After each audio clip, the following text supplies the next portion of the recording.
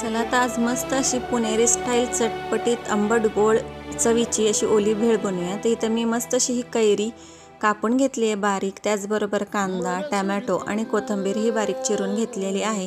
तर एका बाउलमध्ये भेळ घ्यायची, फरसाण घ्यायचा आहे आपल्या आवडीनुसार, त्यामध्ये बारीक चिरलेला कांदा, टोमॅटो, कोथिंबीर आणि आपण जी कैरी कापून घेतली होती ती घालायची।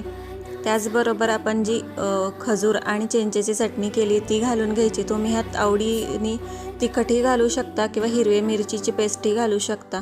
आता गार्निशिंगसाठी आपण मस्त असं प्लेटमध्ये ही भेळ काढून घेतली आणि गार्निशिंगसाठी वरतून कांदा, टोमॅटो, आपले जे खारे शेंगदाणे असतात ते घालून घ्यायचे, कैरी घालायची आणि कोथिंबीर घालून मस्त अशी बारीक शेव त्याच्यावर भुरभुरून घ्यायची।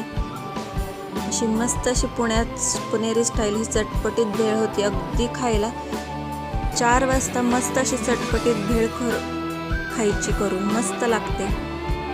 तर पाहू शकता अगदी विकतच्यासारखी आपली ही भेळ झालेली आहे। तर नक्की एकदा अशी ही भेळ करून खा।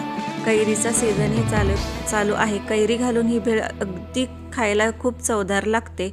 तर रेसिपी आवडली असेल तर चॅनलला लाईक, शेअर आणि सबस्क्राईब करा। का जीव बावर न सांगता तुला